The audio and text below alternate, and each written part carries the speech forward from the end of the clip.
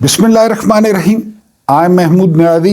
अस्सलाम वालेकुम वरहमतुल्लाहि वबरकातुहू। आज के वीलॉग में हम डिस्कस करेंगे कि इस्लामाबाद डी चौक में जो कुछ हुआ है उसके ज़िम्मेदार general Asif Munir, chief of army staff, इसके अलावा वज़ीर आज़म फॉर्म 47 के शहबाज शरीफ और वज़ीर दाखिला मोहसिन नकवी हैं। ये एक करबलाई ने ऐलान किया है और ऐसा ऐलान एक करबलाई ही कर सकता है, ये आपको बताऊंगा। इसके अलावा general Dyer ultra pro max और फिर दूसरी बात 741 मीटर फी सेकंड की रफ्तार, अब आप अंदाज़ा करें, ये आपको बताता हूँ। उसके बाद अमरीकी हथियार जो इस्तेमाल हुए हैं वो दिए किस मकसद के लिए गए थे, नाराज़गी से नफ़रत और नफ़रत से दुश्मनी तक का सफ़र, और फिर इमरान खान का कत्ल, कितने महीने इस पे लग सकते हैं। यानी ये दावा किया है शाहीन सहबाई साहब ने, और इसका इशारा जो है वो शहबाज गिल साहब ने भी किया है कि एक आला सतही मीटिंग हुई है, और ज़ाहिर है कि मीटिंग बंद कमरों में हुई है और बहुत बड़े बड़े लोग उसमें शामिल थे। उन्होंने असेसमेंट की है कि अगर जो है इमरान खान को मार दिया जाए किसी तरीके से तो हालात संभालने में जो है वो कितना अरसा लग सकता है, ये जो है वो हिसाब किताब लगाया गया है। मैं आपको पहले अपने वीलॉग्स में बता चुका हूँ कि जब भुट्टो साहब को फजर के वक्त फांसी दे दी गई ना, तो मशहूद फ़र्रुख ये वो पायलट थे। ये आपको दिलचस्प बात बताऊं, मशहूद फ़र्रुख जो है वो जुल्फ़िकार अली भुट्टो की मैयत को गड़ी खुदा बख्श लेकर गए थे। और मशहूद फ़र्रुख कौन थे? मशहूद फ़र्रुख वो पायलट थे जब ज़िया साहब का जहाज़ क्रैश हुआ भावलपुर बस्ती लाल कमाल में, तो मशहूद फ़र्रुख उस जहाज़ को उड़ा रहे थे। यानी इस पे भी बहुत सारे सवालात उठे, लेकिन आपको पता है यहाँ पे हर हादसा जो है वो दबा दिया जाता है।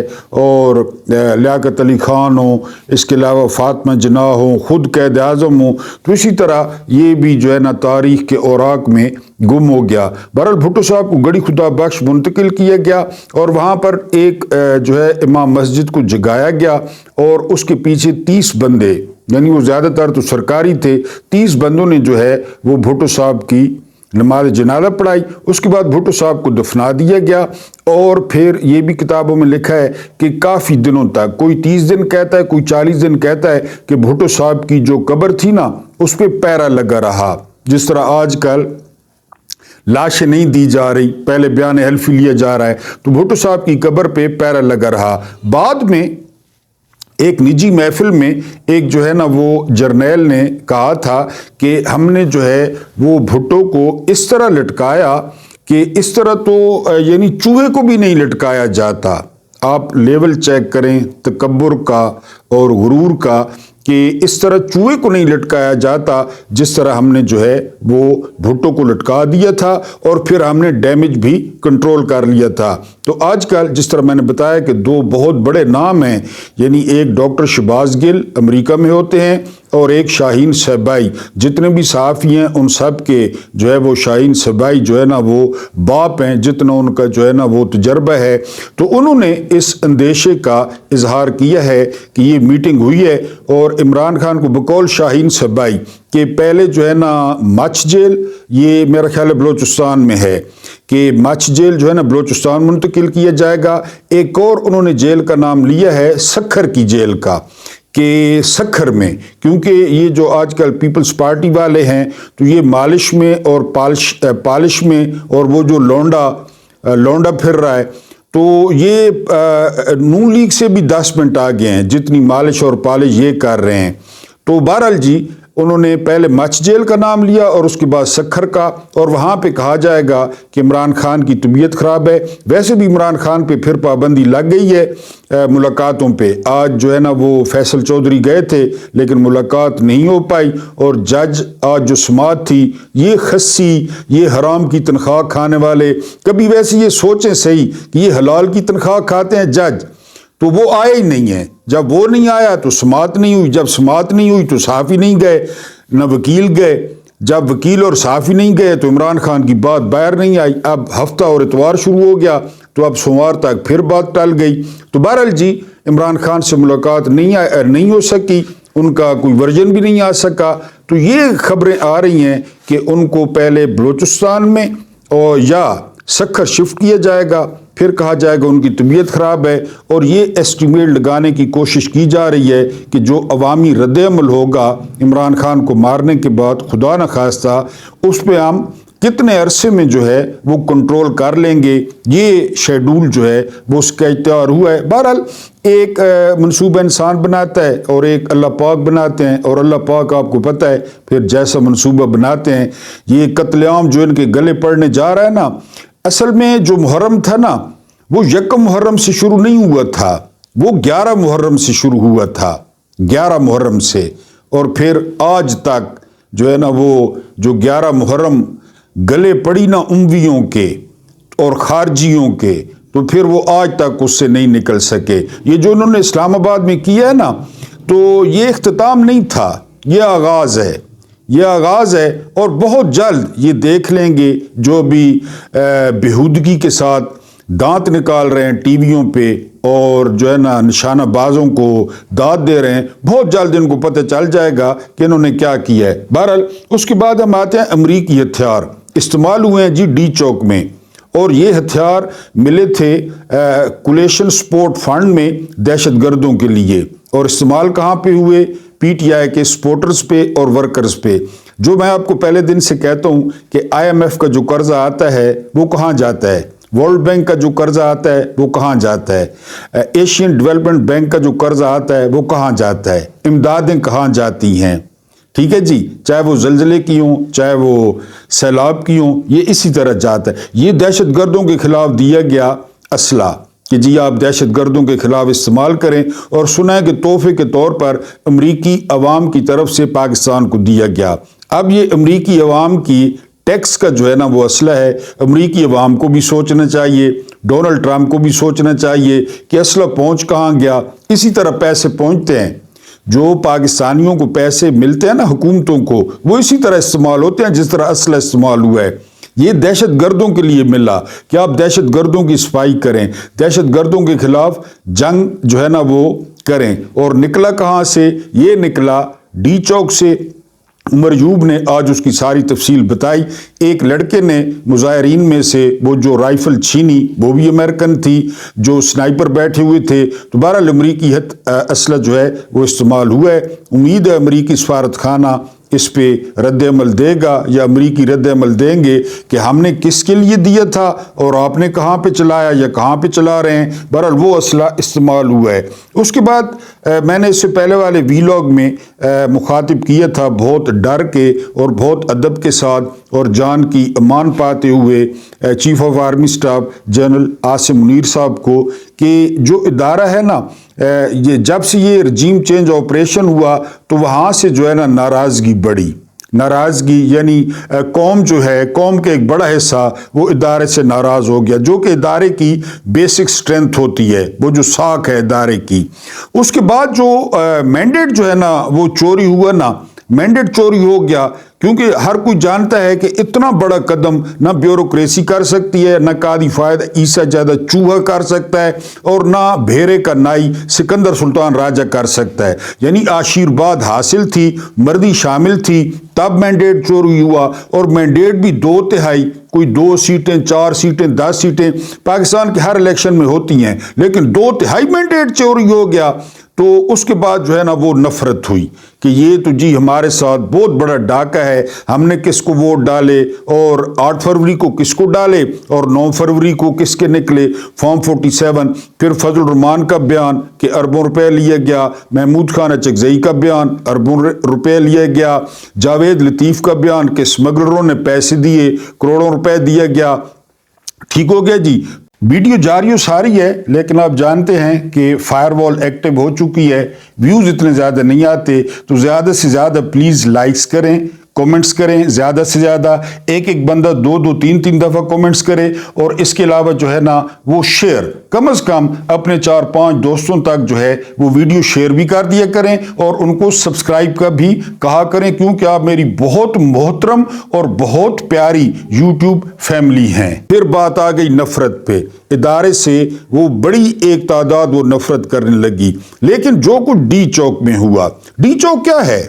ڈی چوک یعنی چوک ہے، اسلام آباد کا ایک مرکزی مقام ہے، استغفر اللہ معاذ اللہ، کوئی مدینے کی گلی ہے، کوئی جو ہے نا وہ کعبے کا صحن ہے، ان کے باپ کا ہے، یعنی یہ جو ریاست ہے پاکستان کے لوگوں کا جو ہے نا وہ سڑک ہے ایک، بس اس کی پرلی طرف جو ہے نا وہ شیطان پورے کا پارلیمنٹ ہاؤس ہے، وہ کالج ارکان ایوان صدر ہے، وہ کوٹھا سپریم کورٹ ہے، کوٹھا جہاں پہ دلال بیٹھتے ہیں انصاف کے، اور کیا ہے وہاں پہ؟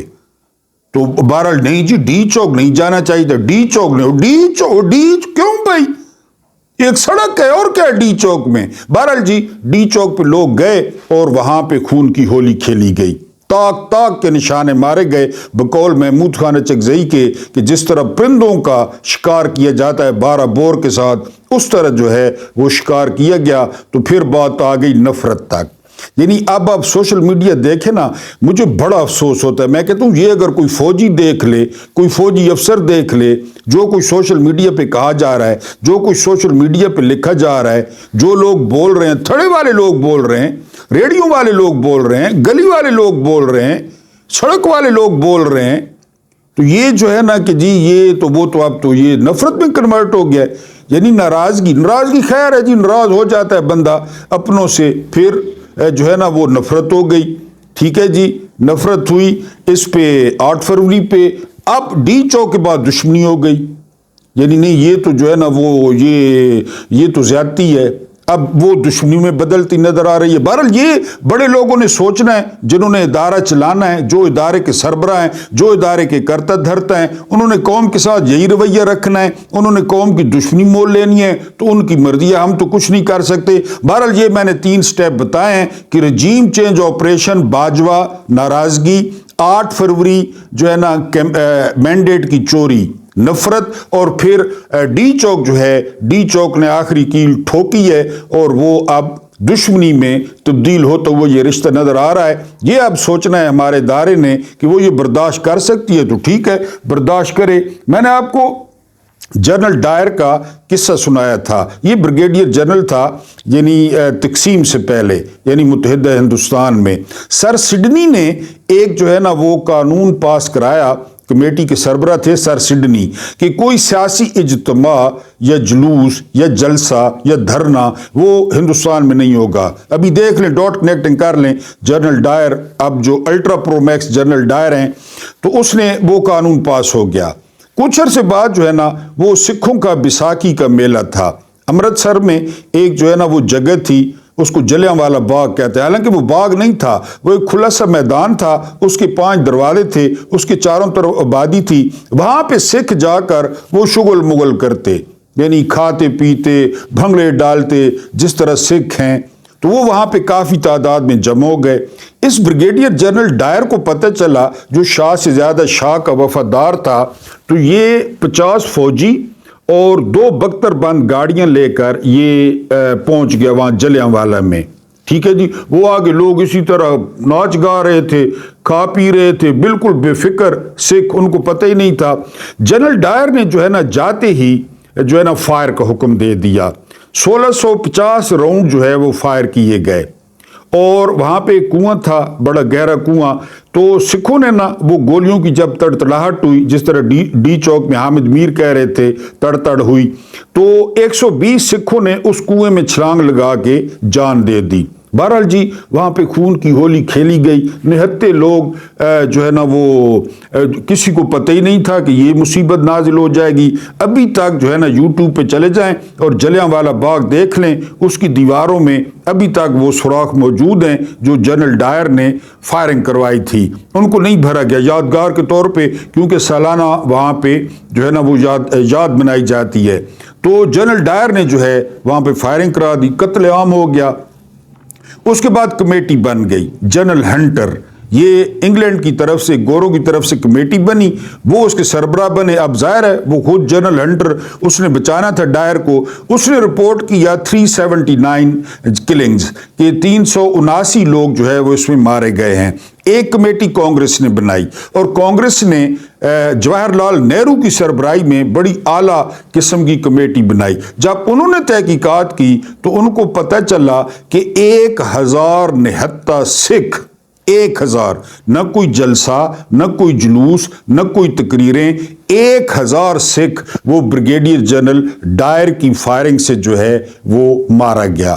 ٹھیک ہے جی. اب یہاں پہ کیا ہوا جو ہے نا ڈی چوک میں یہ ہوا کہ لوگ جو ہے نا وہ آرام سے لوگوں کو گلے لگایا گیا, لوگوں کو ہاتھ پکڑ کے کنٹینر پہ پہلے جو ہے نا چڑھایا گیا, پھر دعا مانگتے ہوئے یا تیات پہ بیٹھے ہوئے ایک شخص کو تیسرے کنٹینر سے نیچے بھی پھینک دیا گیا, اس کی ریڑھ کی ہڈی ٹوٹ گئی, وہ جو ہے نا ساری زندگی کے لیے ظاہر ہے معذور ہو گیا چارپائی پہ. لوگ بالکل جی آپ ہمارے بھائی ہیں, آ جائیں, پرامن رہیں اور آپ کو کچھ نہیں کہا جائے گا, اعلان ہوتا رہا. پھر مغرب یہ لوگ بالکل ریلیکس ہو گئے. میں نے کل پرسوں بتایا چنے کھانے لگ گئے, وہاں ریڑیاں لگ گئی, سٹال لگ گئے, وہاں پہ فیملیز نے آنا شروع کر دیا. پنڈی اسلام آباد کے لوگ گاڑیوں میں کھانا شانا لے آئے, پانی لے آئے, وہ اس میں لگ گئے. تو پھر جی لائٹس بند ہوتی ہیں, ہر طرف اندھیرا چھاتا ہے. جیو کے دفتر میں سب سے پہلے آتے ہیں, کہتے ہیں لائٹس بند کریں اور نکلیں یہاں سے تقریباً 6 بجے کے بعد.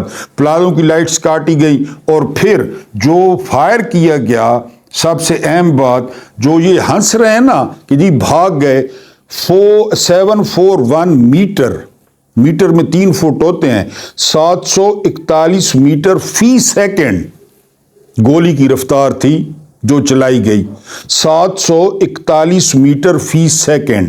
اور یہ چلانے والا تھا جنرل ڈائر جو ہے نا الٹرا پرو میکس جو بھی تھا.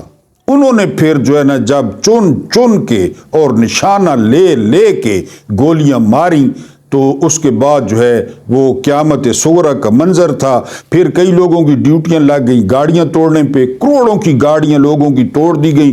ویڈیوز آ گئی ہیں, ہر کوئی دیکھ رہا ہے کون گاڑیاں توڑ رہا ہے اور جو ہے نا کون.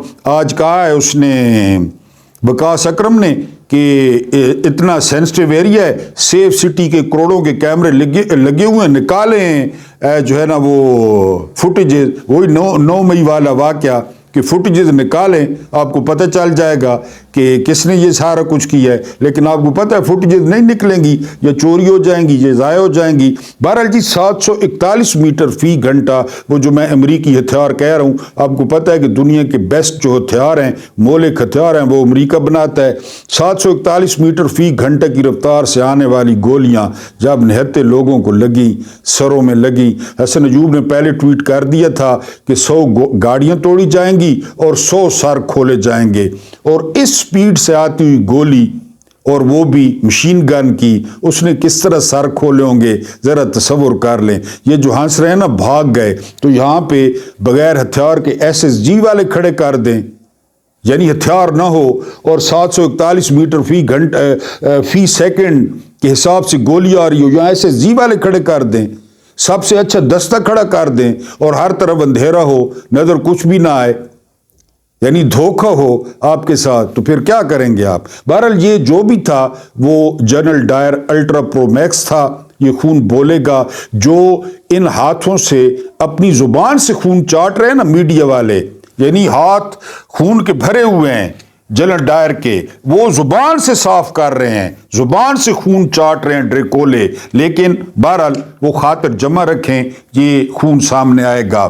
جو ہے نا وہ علامہ ناصر عباس یہ ملک سے باہر تھے, انہوں نے گلہ کیا ہے کہ احتجاج کے بارے میں مشورہ نہیں کیا گیا, مشورہ کرتے تو اچھا تھا. لیکن جو انہوں نے اہم بات کی ہے علامہ ناصر عباس نے, کربلائی نے, اور جس طرح میں نے کہا کہ کربلائی پھر کربلائی ہوتا ہے, جن کا درس یا جن کی درسگاہ کربلا ہے, تو پھر انہوں نے بغیر کسی لگی لپٹی کے انہوں نے کہا جی کہ پہلے نمبر پہ ذمہ دار ہیں chief of army staff general Asim Munir, دوسرے نمبر پہ ذمہ دار ہیں فارم 47 کے نقلی جعلی چور शहबाज शरीफ, नाम नहाद वजीर आज़म, और तीसरे नंबर पे जर्नैलों का सूसू, जर्नैलों का मूतर, मोहसिन नकवी। ये 3 अशखास जो है इस कत्लेआम के ज़िम्मेदार हैं। ये इलामा नासिर अब्बास ने बाहर सहाफ़ियों से गुफ्तगू करते हुए कहा है, और उन्होंने इंतहाई अहम बात की है कि 3 घंटे में, साबिर शाकिर ने कहा है कि 3 घंटे दिए गए थे कि 3 घंटे में डी चौक जो है